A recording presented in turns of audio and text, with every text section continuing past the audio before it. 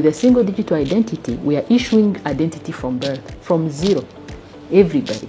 So the one who's seeking service, they have multi. So you can either use your biometric. That means if you have a smartphone, you have a phone, you have any digital gadget, you can use it.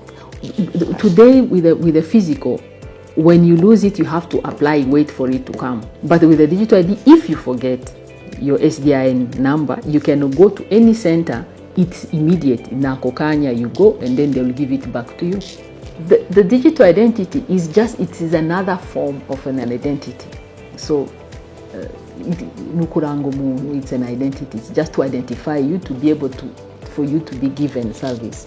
After the issuance of digital ID, your information is not static. It can still change. You have the right to amend, to correct, to update your information, even after the issuance of the digital identity.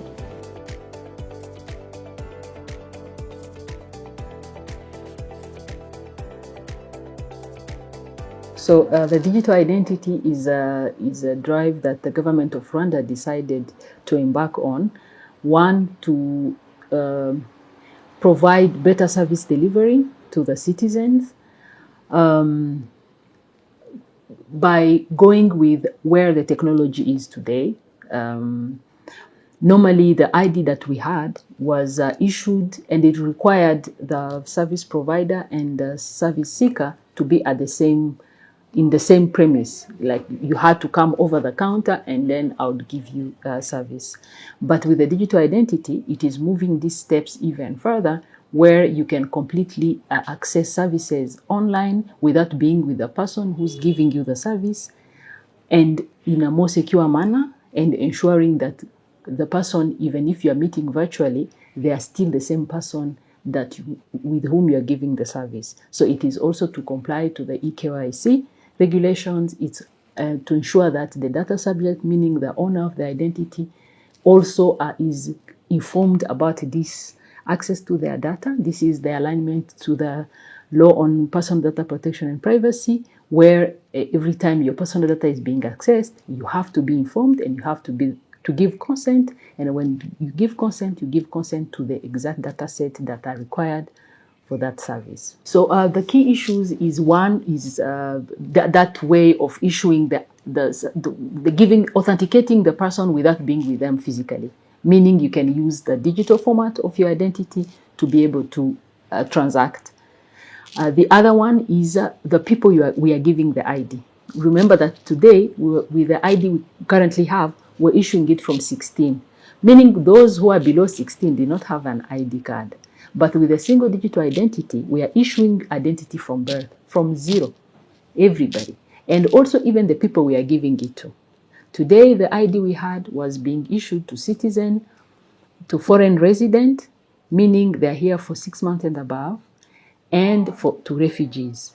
But there are some people within our society who were not being issued identity, meaning, for example, asylum seeker. You know that when you enter to apply for refugee, you are first an asylum seeker, and then it goes into a commission, and then afterwards, if it's granted, you become a refugee. So now, when you in that process, when you are an asylum seeker, the asylum seekers were not given any document to identify them, and yet, while this process is ongoing, they also need access to services. They need access to a lot of things. We also have a population of stateless. You know that in neighboring districts, neighboring the borders, we have some portions of people who live there, and the country they came from do not recognize them anymore. And in Rwanda, they are not Rwandans either. So we call them stateless. Those ones were not also covered. Same as immigrants.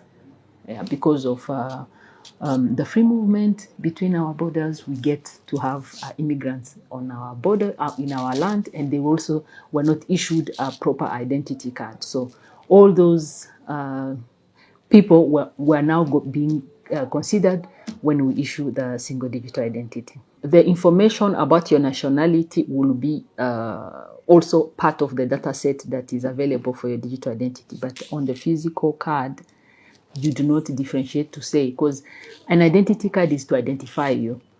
So you don't need to say mine looks blue, the other one looks green, or looks, you are identified to access the service. When I'm in a service provision institution, well, I don't need to know that you're a refugee for me to give you a service, unless it's a service that is only provided to a category of people. Then that one, them, they will be able to see the category in which that person is for them to be able to provide that service. This is an example, for example, for Mutuelle de Santé, where Mutuelle de Santé is given to Rwandans. And then, so if you're not a Rwandan, you'll have another health insurance that you can use to access health services, but Mutuelle de Santé, you have to show that you're Rwandan to be able to benefit from it. Today, with a digital identity, we are decoupling, owning. Even today, when you have an ID, having an ID, like foreign resident, they had an ID that looked like yours and mine, right? Yeah. So having an identity is the state recognizes you are identified as Emmanuel. Okay. Now, you identified as Emmanuel as a Rwandan, that's an additional information that is not necessarily given to everybody for any service, right? Yeah, so the different category of information on yourself are shared by the institution that has the right to know for them to be able to provide service depending on the right they have. For example, let me give an example. If it's like a shop, I'm selling something. Do I need to know if you're a refugee or a Rwandan or, right? But if the case again of Mutuelle de Santé, I need to know that Emmanuel in front of me is a Rwandan, or Emmanuel in front of me now is a refugee. So I need to check with your status if you have access to Mutuelle de Santé. To ensure that you are indeed yourself, there are multiple ways we can use biometrics. Biometrics, when we are being issued a digital identity, from 0 to 5, we'll be only taking the photo. Meaning, if I am going to give a service to a child who's below 5, I can be able to match the photo of the child in front of me against the photo that was collected when they're being issued a digital identity. It matches and then it says, yes, this baby is still the same, right?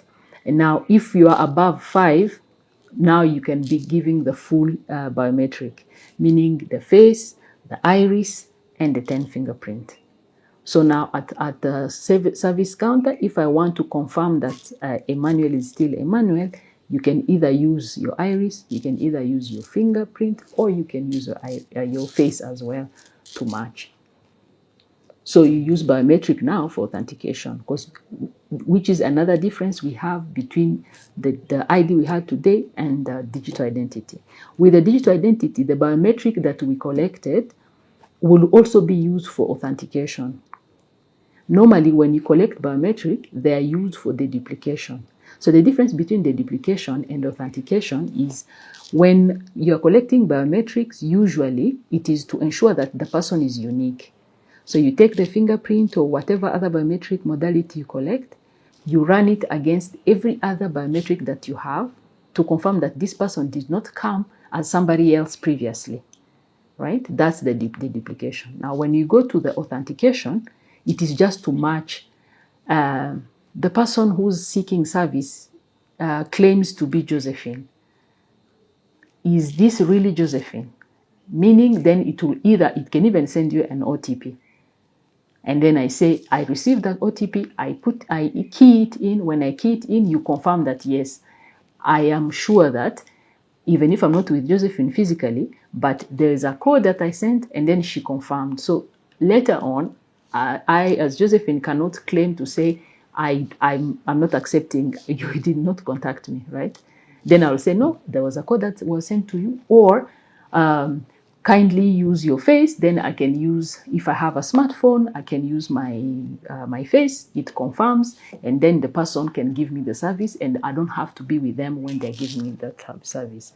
So this allows to give the service online 100% without requiring for you to make the one trip where you need to to be onboarded. So the one who's seeking service, they have multi. So you can either use your biometric. That means if you have a smartphone, you have a phone, you have any digital gadget, you can use it. Or the digital ID will also come in a physical form with a card with a QR code, right? So that one can also be used, for example, for offline mode, meaning you don't have anything. Me, I want to give you service. I can still scan your QR code and I can still confirm that it is you, and then I'll give you the service. The other one, I can also, even if it's not a smartphone, maybe you have a feature phone, I can send you an one-time PIN.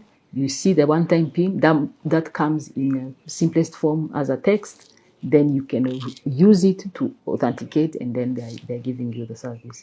So you have multiple ways, multiple means to authenticate a person when they're being given a service. The digital identity gives you, as the data subject, as the citizen, as the person, the freedom or the ability to select which data set you want to present given the service you're being given. So on the digital identity, it will come also on a mobile wallet, so you'll have it on your smartphone. So I give you an example. I want to enter a nightclub. Nightclub says to enter, I have to be above 18, right? Then on my digital ID app, I can select the photo and the age. And those are the only information you'll be able to see, and I present it to you, whoever is checking the entrance of the nightclub. When you check, you will only, I don't need to tell you that I'm Josephine, I don't need to tell you that I'm Rwandan or anything. I just want, for you to give me access, you just want to know that I'm above the age. I'll show you. But then if I want, for example, to do a national exam, then they say, no, but I also, on top of your age and everything, but we also need to know your name. So I can add also the name. So I can be able to select data that I need to present given the service that I'm applying for.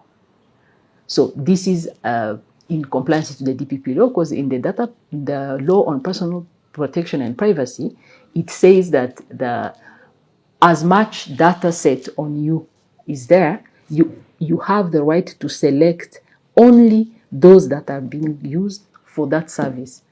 So the advantage of having a digital identity against having only the physical one is you do not have to wait. You can still access services because just having the number and your biometric, we can still authenticate and access the services. And then now, if you do not, for any reason, maybe you do not you forget your number, or you do not, or you had it on the phone and then maybe your phone got damaged or stolen or lost or anything. One, you can first lock it. You can have it locked. That's one. The second one, you can still go to the service center where you can recover your digital identity number, because by using your biometrics, we can still get your ID number back, and then you can be given. Or also, this service will be available on Irembo, and then so you can go on Irembo, you log in, and then you can go check and get your identity number in case you forgot it for any reason. The other option also with the digital identity is we have you can generate tokens. Those are aliases of your ID number that you can use for transaction. So you can decide, you say, I cancel this token because I've lost it and I don't remember and I don't want it to be used anywhere. And then I generate another token, and then this is the token I'll be using moving forward. It's better for you not to use your SDID for all the transaction every time. You can generate a derivative of your SDID to use for transaction. So like one-time transaction, instead of going and you give your real SDID, you can generate a token. Because the good thing is when you generate that token, you can use it as a one-time, and then it's not used again. The beauty with it is when you do it that way, after that transaction, you can still cancel that token, and then you generate another, or you can have multiple tokens. You say, for example, for this service, I'll be using this token. For this service, I'll be using. So you do not use the same SDIN or the same token for any for all the transactions that you are working on. Today, with the physical, when you lose it, you have to apply, wait for it to come. right? But with the digital ID, if you forget your SDIN number, you can go to any center. It's immediate. Na kokanya, you go, and then they'll give it back to you. And then you can either write it somewhere, and then now you know it, or any other mean that you want. Or maybe you want to recover it. Maybe you lost your smartphone, or it was damaged, and you want to recover now your SDID in your new device. Then you can still re-upload, re-download your SDID on your new gadget. So you see, for the issues of the digital ID, we have two steps. We have the pre-enrollment, and in pre-enrollment, we confirm your demographic data. Demographic, it means your names, date of birth, place of birth, parent names. If you are married, the spouse name. If you have children, your children as well. And this, you can either do it at the center, or you can do it online on Irembo. So the pre-enrollment service is available on Irembo, and this will allow even the Rwandans in diaspora to still pre-enroll through Irembo. Now the enrollment, where now you go to give your biometrics, that one will be done in two ways. Either you can go to the Rwandan embassy, and Rwandan embassies also do outreach programs in diasporas abroad. Embassies organize outreach programs in Rwandan communities in different locations, and they organize with the communities, and they go and collect biometrics for them. So even currently, for the current ID, that's what they do. So even for the digital ID, it will be done the same way. Or also a member of diaspora who is in Rwanda for any reason, they can still come to NIDA, because we have a diaspora desk here. Then we can still onboard them even when they're in Rwanda for any other reason. To have a fully fledged digital identity, there are multiple systems and steps that have to come in. The first one, as you mentioned, was the law. The law was already enacted. Now was to develop the systems that required for the issuance of the digital identity. So the first one was the pre-enrollment system that was launched. We did a pilot during the expo. Now we also have the enrollment system, where we are using kits and then we collect biometrics. Currently, we are in the 3 districts in the southern province, in Huye, Gisagara, and Nyanza, where we are doing both pre-enrollment and enrollment, but pre-enrollment is also available via Irembo. And then after that, now we have the core digital identity system. So the core is the system that is like the heart of the SDID system that collects the information from the pre-enrollment, where we also collect the consent, and then the biometric from the enrollment. It puts them together. It is connected to our system called ABIS. The ABIS is the one I told you for the deduplication. We also have the system already. It sends the biometric collected, except the face. It's the iris and the fingerprint. It does the duplication, confirms that the person is unique, comes back into the core. The core now generates the SDID number. And then it is also connected now to the SDID card printing for those who want their SDID, because you remember in the law, it provisions that we have 3 types. So you can have just the number, you can have the token, or you can have the card in a physical format. So whoever wants to have their physical format, that's the SDID card printing. This one, the procurement is still in process.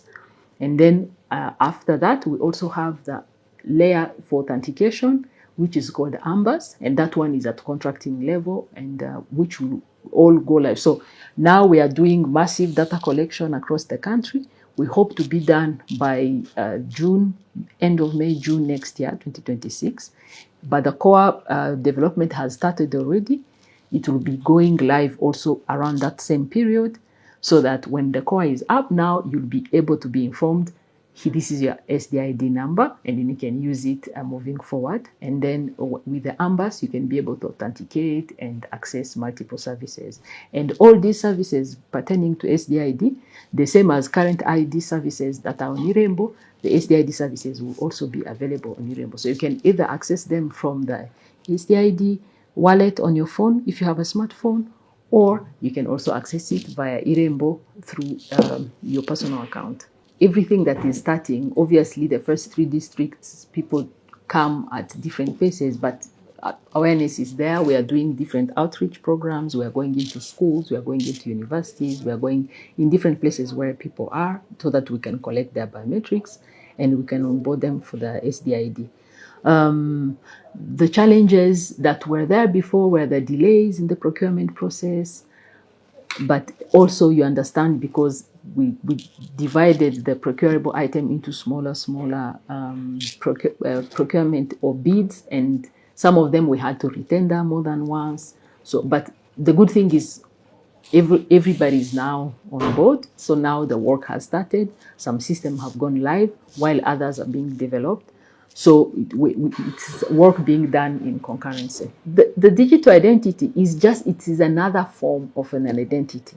So it's an identity. It's just to identify you, to be able to, for you to be given service.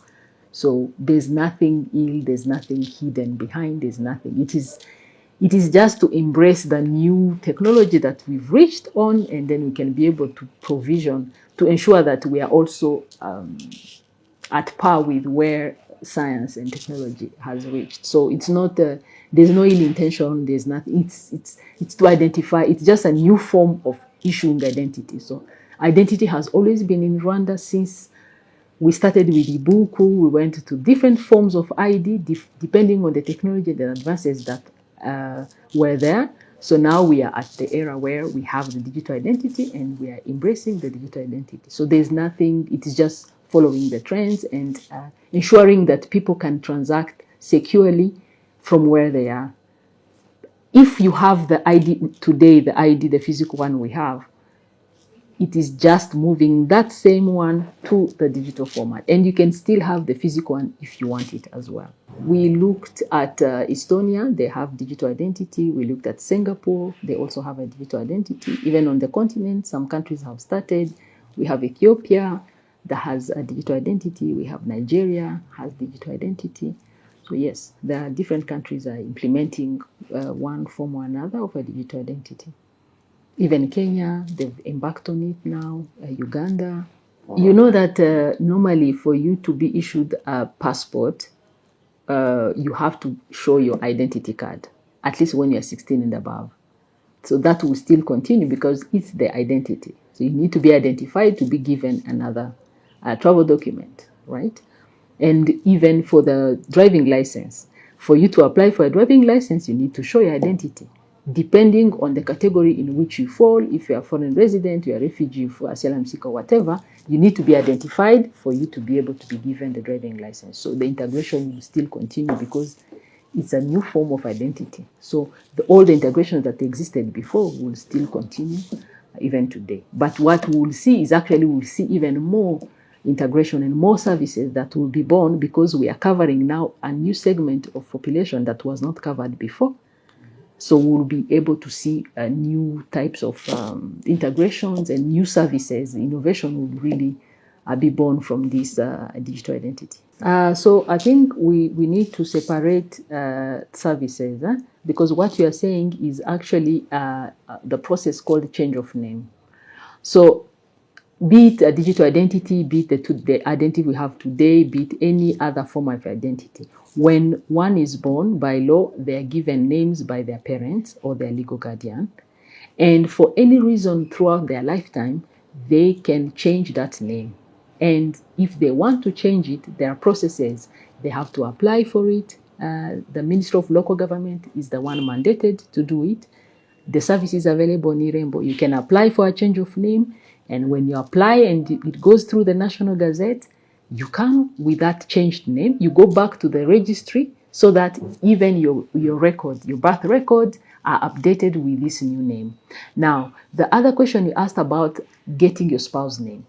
Actually, in the law pertaining to persons and family, gives that provision. So even today, as of 2016, if one gets married, they have the choice to take the spouse name at the day they are getting married. But even those who were married before, today you can decide, you say, my spouse wants to take my name.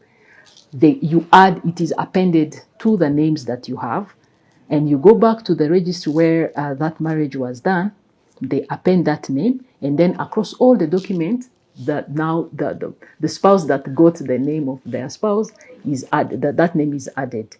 Now, in case of a divorce, for example, at the ruling, the one who was given a name can decide to say, I also want, at the ruling, to say also this name, I do not want it anymore. And then in the ruling of that divorce, it will be mentioned they are also giving back the name. And then that ruling, when they go register that divorce at the sector, they also inform about it, and then the name is removed. So meaning now all the identification documents, the name is removed because the reason for adding that name is no longer there. So you see, you have different steps where you can add, you can remove, or you can change as well.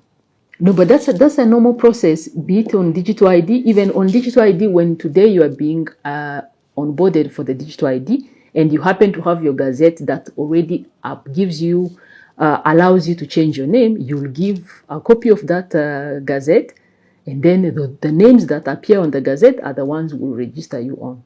After the issuance of digital ID, your information is not static. It can still change. You have the right to amend, to correct, to update your information, even after the issuance of the digital identity.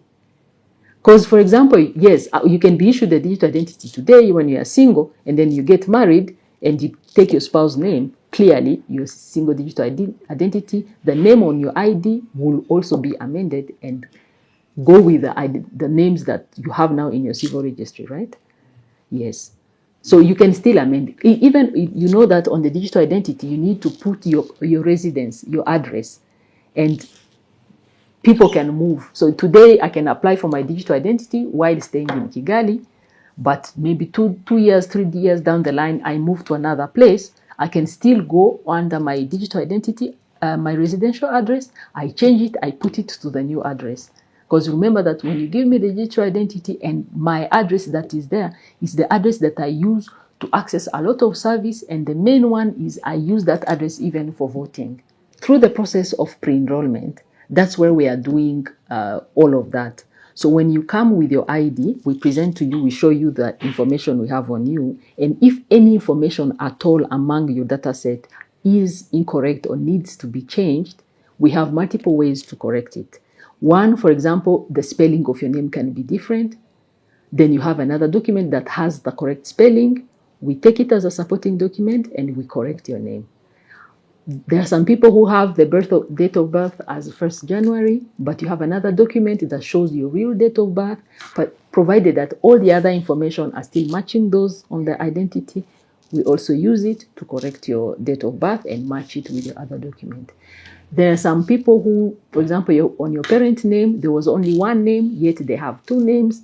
When you give their ID number, we see it, we can also correct and update. So through this pre-enrollment, it is an opportunity. Even some who in our system today, you appear that you are single, but yet in the meantime you got married. You can also still bring your marriage certificate, and then we can amend, update it, and then update your information with your marital status and your spouse name. Or even we might still know you as married, yet you've divorced or you are widowed. We can update your marital status or any status of yours depending on the information that you have. So we have a lot of means and ways to ensure that when you come, we can be able to correct, amend, and confirm. Because at the end, when you are done, we've shown it to you, you have to consent. And so that consent will allow us to say that you also verified your information and you accept that this is true and represents who you are at that time. Which means it doesn't mean that it is static, because tomorrow it might be changed and you can still apply and then correct it again, provided you give us a supporting document to do so. So this digital identity, because you know that there's also the development of the system, and then there's massive rollout, data collection across the country, there's acquisition of the kits, acquisition of the infrastructure. So far, it is estimated at slightly above 50 million euros. And it's sponsored it is covered under the Rwanda Digital Acceleration Project, which is a project supported by World Bank and AIIB. I would like to encourage everybody to embrace and enroll, confirm first their information. There are so many channels you can do. Pre-enrollment, you can do it via Irembo, so you can go and do it by yourself. You pre-enroll your dependents, meaning your children or the people that whom you have legal guardianship. And I encourage everybody, we will be continuing as we move from the 3 district to the next district. We encourage you to continue following up with us in the different channels that we have, in the newspaper, in the different messaging that we have, so that when we arrive to your district, you really come and then we onboard you. And so in the meantime, before we arrive, you can still send your ID number, an SMS, you send your ID number, and then we give you the information that we have on you today, so that if there's anything that you need to correct, you can correct it before we reach your place, so that by the time you come, it will be just a smooth and happy path. So we are encouraging everybody to ensure. And there are some parents who, for different reasons, had not registered their children on time. This is also the time I encourage them to go and then register them at the sector offices near where they stay, so that when we come for the issuance of digital identity, because we are giving it to everybody, we ensure that even our children are all registered and we have their identifiers.